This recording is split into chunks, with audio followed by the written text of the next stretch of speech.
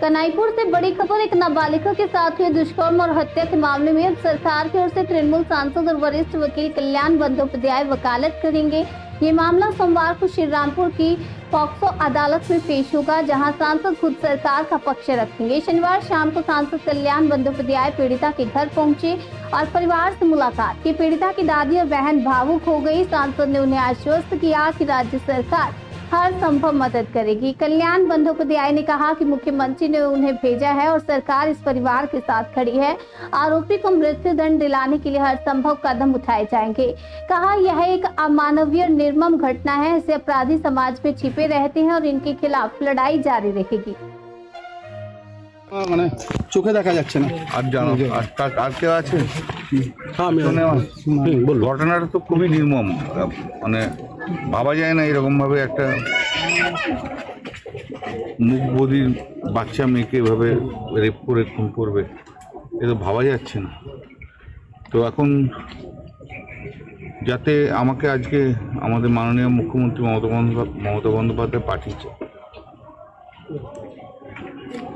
যাতে অপরাধী চরমতম শাস্তি, মানে যাকে বলে ডেথ পেনাল্টি হয়, তার জন্য সরকার থেকে সর্বরকম চেষ্টা করবে। কারণ এটা হচ্ছে রেয়ারেস্ট টু রেয়ার ইনসিডেন্ট। আর সমস্ত রকমের সাহায্য ফ্যামিলিকে, ভিকটিম ফ্যামিলিকে সরকার থেকে করা হবে। আমাদের এখানে পঞ্চায়েতের সবাই রয়েছে, তারা এখন দেখছি সবাই মিলে সাহায্য করবে এবং অ্যাকিউজ যাতে চরমতম শাস্তি পায় তার সব দেখা হবে। এবং সোমবার দিনকে পস্কো কোর্টে বোধহয় অ্যাকিউজকে তোলা হবে। আমি সেদিন হয়তো রাজ্য সরকার হয়ে শ্রীরামপুর কোর্টে মামলাটা করব, যাতে প্রথম থেকেই আমাদের একটাই বক্তব্য, দ্রুততার সঙ্গে বিচার হোক এবং চরম শাস্তি, ডেথ পেনাল্টি হোক। পরিবারের লোকেদের কি বলবেন?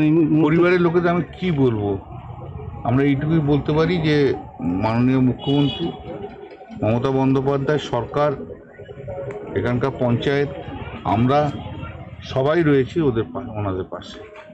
যত রকমভাবে যা ভাবে সাহায্য করা যায় সেভাবে সাহায্য। আপনি তো প্রথম থেকে পাশে আছেন, কিছু লোক রাজনীতি করার চেষ্টা করছেন, তাদেরকে কি বলবেন? কে করছে না করছে আমার জানার দরকার নেই।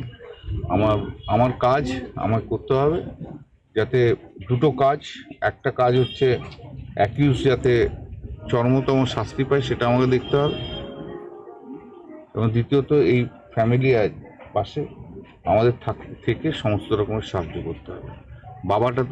বাবা তো অসুস্থ, ওর যে বড় বোনটা তো বলছে ক্লাস 8-এ পড়ে। হ্যাঁ, তো দেখি আমরা কি করতে পারি, সেটা আমরা আগামী দিনে কি বলবেন যাদের জন্য